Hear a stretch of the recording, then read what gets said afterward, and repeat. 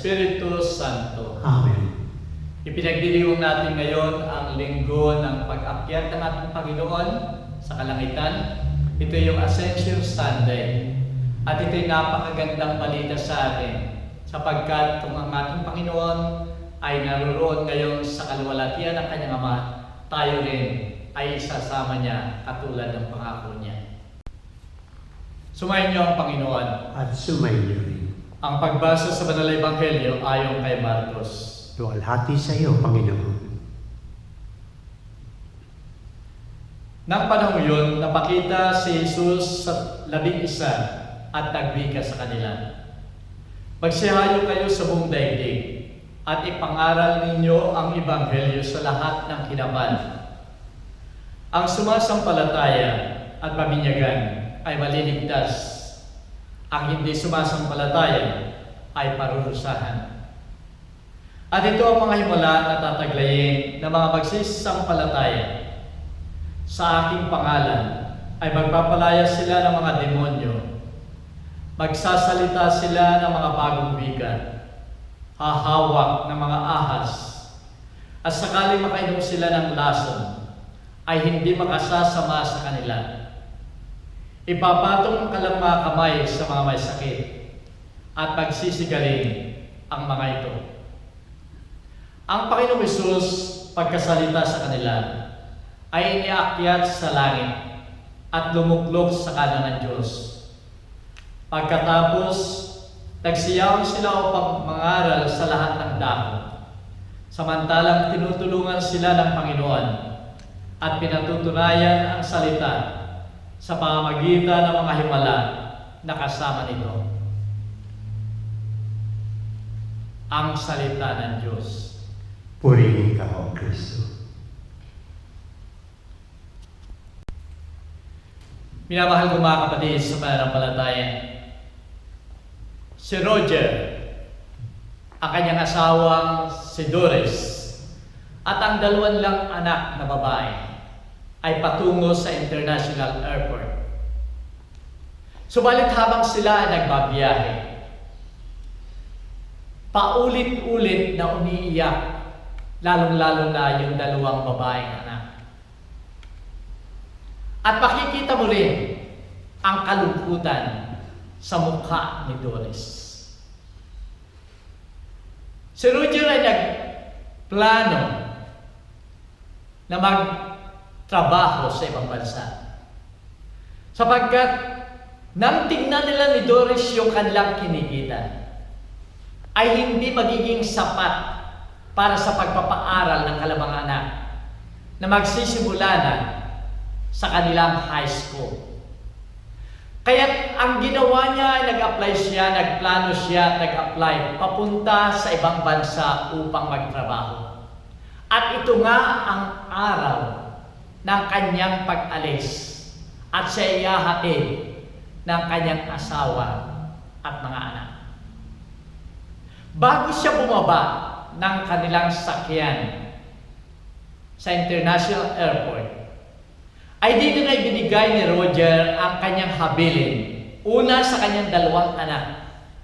Ang sabi niya, mag-aral kayong mabuti para sa inyong kinabukasan.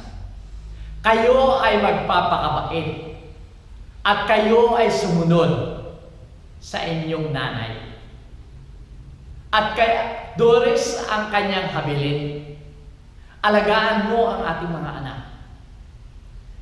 Ipagpatuloy mong pag-aralin sila.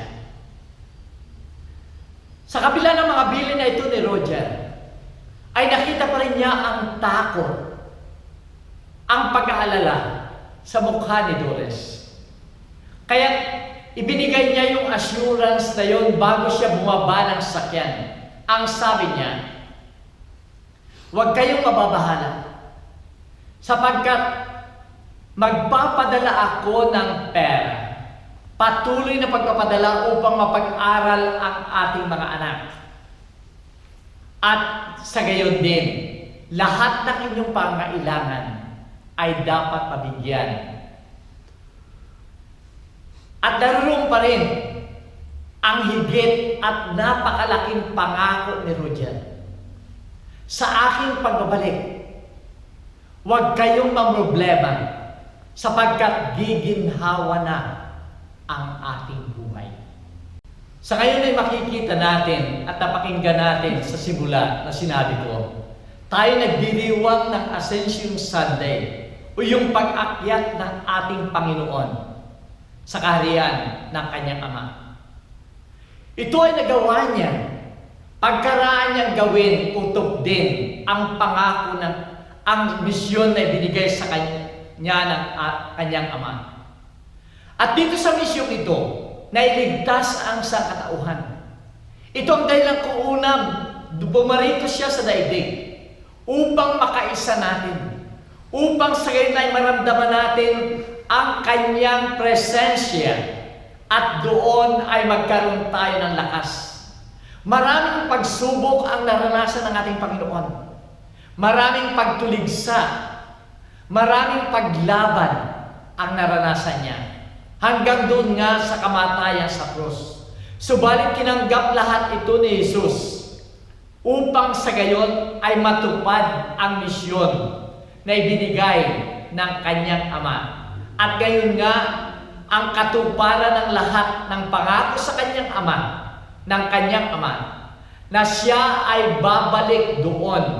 At ito yung kaluwalhatian na pangako ng Ama sa kanya pagkaraang magawa niya ang lahat ng misyon niya sa daigdig na ito. Kaya masasabi natin, glorification after crucifixion. Ang lahat ng hirap na pinagdaanan ay nagkaroon ng gantimpala sa kaluwalhatian ng kanyang Ama. Kung titignan natin ang Gospel ni St. Luke, doon ay pinapakita sa Gospel na yon kung paano umakyat ang ating Panginoon. Itinaas siya, bumukas ang kalangitan, at pagkatapos ay pumasok ang ating Panginoon para makarating doon sa kanyang kaluwalhatian ng kanyang Ama. Subalit sa banal na ebanghelyo ngayon ni St. Mark, ay binigyan din doon ano yung habilin ng ating Panginoon sa mga alagad sa atin, sa kanyang paglisan, papunta doon sa kaharian ng kanyang Ama. At sinasabi nga dito sa banal na ebanghelyo ngayon, magsihayo kayo sa lahat ng panig ng daigdig. Ipangaral ninyo ang ebanghelyo, ang aral ng ating Panginoon. At pagkatapos, ang lahat ng sumasampalataya at mabinyagan ay magkakaroon ng kaligtasan. Subalit ang hindi sumasampalataya ay parurusahan. Minamahal ko mga kapatid, kung ito ang sinasabi ng ating Panginoon sa kanyang mga alagad noon, ito rin ang tinanggap nating misyon nang tayo ay binyagan. Tayong lahat ay mga alagad ng ating Panginoon. At tayong lahat ay may iisang misyon na sinasabi nga dito na ipahayag natin ang aral, ang ebanghelyo ng ating Panginoon sa lahat ng dako, sa lahat ng tao. At ito'y napakahirap na misyon. Ito'y napakalaking responsibility. Bakit? Kung titignan natin, sa pangangaral natin na ebanghelyo ay napakahirap na. Pumunta lamang tayo sa ating pamilya. Kung minsan sa ating pamilya ay napakahirap ng mangaral ng tungkol sa ating Panginoon. Lalong-lalo na sa kapanahunan ngayon, na yung mga bata, kung minsan ay hindi na sumusunod sa mga magulang, hindi na nakikinig sa mga magulang. Sa panahon ngayon, kahit sabihin natin nag-aaral yan ng scriptures, mayroon nga isang findings o pag-aaral dito sa Australia, ilang taon na nakakaraan, na yung mga kabataan na nag-aaral sa Catholic schools, 14% lamang, 14% lamang ang nagsisimba pagkaraan na sila'y graduate sa high school. Ito ang hirap, minamahal ko mga kapatid. Sapagkat marami ng mga kabataan ang sinusunod yung kanilang layaw at hindi yung tunay na aral ng ating Panginoon. Kaya nga't mahirap ang mangaral. Ito'y napakalaking responsibilidad. Kung minsan kahit sa mag-asawa ay nag-aaway, doon lamang sa pagsimba, pagdarasal. Kaya't masasabi natin, ito'y napakalaking challenge sa atin. Simula pa lamang sa ating tahanan. Lalo na kung lumabas tayo ng tahanan. Marami sa ating mga Kristiyano ang halos hindi natin masambit ang salita ng ating Panginoon sa ibang tao. Samantalang yung ibang reliyon, hindi gagawin nila ang lahat upang sabihin ang salita ng Diyos. At yung ibang reliyon nga, itry ninyo na pulaan yung kalang founder. Itry ninyong pulaan yung kalang reliyon. At ilalaban nila ito ng patayan. Ilalaban nila sapagkat nais lang patunayan na tama yung kalang reliyon. Pero tayong mga Katoliko, karamihan sa atin ay nahihiya. Tayo'y tumatahimik. Maraming tumutuligsa, subalit hindi natin ipinaglalaban ang ating pananampalataya, ang aral ng ating Panginoon. Kaya't sinasabi ko, mahirap ang misyong ito. At isa pa, kung titignan natin sa panahon ngayon, panahon ng mga technologies at modern na mga invention, yung aral ng ating Panginoon ay para bang naiiba doon sa mga ginagawa dahil sa modern na panahon natin ngayon. Yung mga technologies na yon kumisan ay hindi naaayon doon sa aral ng ating Panginoon. At dahil dito, kahit yung batas na pinaiiral ngayon sa buong mundo, marami sa kanila ang laban sa aral ng ating Panginoon. Sa morality, aral ng ating Panginoon. Kung minsan ay iba doon sa ipinapahayag na batas o pinaiiral na batas sa iba't ibang dako ng sandaigdigan. Kaya sinasabi ko nga, minamahal ko mga kapatid, napakahirap yung kultura ngayon at aral ng ating Panginoon kung minsan ay hindi nagkakatugma. Tingnan natin sa ating history. Noong panahon na wala pang Kristyanisismo dito sa Pilipinas, makikita natin iba yung kultura nila. Iba yung sinasamba nila. Subalit nang dumating yung unang mga misyonero at ipinahayag nila ang aral ng ating Panginoon, yung mga taong yun, yung unang kultura, iniwanan nila yung lumang kulturang yun at ipinasok yung aral ng ating Panginoon. Kaya nga't lumawak, naging malakas ang pananampalatayang Kristyanisismo dito sa buong Pilipinas. Minamahal ko mga kapatid, kung titignan natin, dapat ganun din ang sinasabi ng ating Panginoon ng pagpapahayag ng Ebanghelyo. At ito'y napakalaking challenge nga sa atin, sapagkat mahirap, malaking responsibilidad para sa atin. Subalit huwag tayong matakot, sapagkat ang ating Panginoon sa pagbibigay niya ng misyong ito, ay ibinibigay niya rin ang kanyang support. Katulad ng ginawa ni Roger sa kanyang pamilya, nagbigay siya ng assurance sa kanila na makita niya yung takot na yun, na makita niya yung problemang yun sa mukha ng kanyang asawa at mga anak. Ay naroon yung assurance na siya ay magpapadala ng tulong. Ganun din ang ating Panginoon. Magpapadala siya ng tulong upang sa ganon ay magawan natin, magampanan natin ang misyong kanyang ibinigay. Ito ay ibibigay niya sa pamamagitan ng kapangyarihan na darating sa atin, ibibigay sa atin. Yung mga sumasampalataya, sinasabi niya dito, ang kapangyarihan nila ay naririto, kayo ay maaaring humawak ng ahas at hindi kayo masasaktan. Kayo ay maaari makainom ng lason, subalit hindi makakasama sa inyo. Ipapatong ninyo ang kamay sa mga may sakit at gagaling sila. Kayo ay magpapalayas ng mga demonyo. Ang mga kapangyarihan ito ay binibigay sa atin upang sa ganon magampanan natin ang kanyang tungkulin, ang ating tungkulin.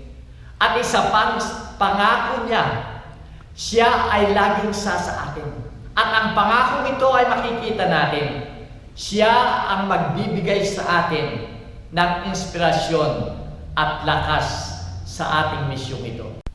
Minamahal ko mga kapatid, sa ating pagdiriwang ngayon ng kapistahan ng Ascension o pag-alis ng ating Panginoon papunta sa kanyang Ama, huwag tayong malungkot, huwag tayong matakot. Sapagkat ang pagpunta niya doon sa kanyang Ama ay nangangahulugan na siya ay iluluklok sa kanan ng kanyang Ama. Ito ang kaluwalhatiang ibibigay sa kanya. At katulad niya, ito ang assurance din sa atin na tayo makakarating din doon. Sapagkat ang sinasabi niya, kung kayo magiging tapat sa akin, kung saan ako naroon din ang aking mga alagad. Yun nga lamang ang naranasan niya bago dumating doon ay nararanasan natin. May mga pagsubok na dumarating sa atin. Problema man yan, sakit man yan, kung ito ay malalampasan natin, at tayo sa kabila ng lahat ng ito ay malakas pa rin yung ating pananampalataya sa ating Panginoon, tayo ay makakarating doon sa kanyang kaharian. At ang kapistahan ito ay paalaala sa atin na tayo ay dapat lamang maging tapat sa Kanya. Sapagkat sinasabi nga, siya ay babalik dito. At dapat tayong matagpuan tapat sa Kanya upang tayo ay madala niya doon sa kaharian ng Kanyang Ama. Katulad ng mga utosang tapat na naghihintay sa kanilang Panginoon. Dapat ganun din tayo upang tayo ay maisama ng ating Panginoon sa kanyang kaluwalhatian. Minamahal ko mga kapatid, katulad ng sinabi ni Roger sa kanyang pamilya bago siya umalis, sa pagbabalik ko, giginhawa ang ating buhay. Ganon din tayo, giginhawa ang ating buhay sa kaluwalhatian ng ating Panginoon. Para doon sa sinyo, ako ay may announcement after the blessing. Pakitignan na ho lamang ninyo. Sumayin niyo ang Panginoon. At sumayo rin. Minamahal ko mga kapatid, tayong lahat ay naghahangad makarating sa kalangitan, sa kaluwalhatian ng ating Ama. At tayo isasama doon ng ating Panginoon. Ang kailangan lamang maging tapat tayo sa Kanya. At ito ay pagpalain kayo ng makapangyarihan ng Diyos, Ama, Anak, at Espiritu Santo. Amen. Humayo tayo mapaya. Salamat sa Diyos.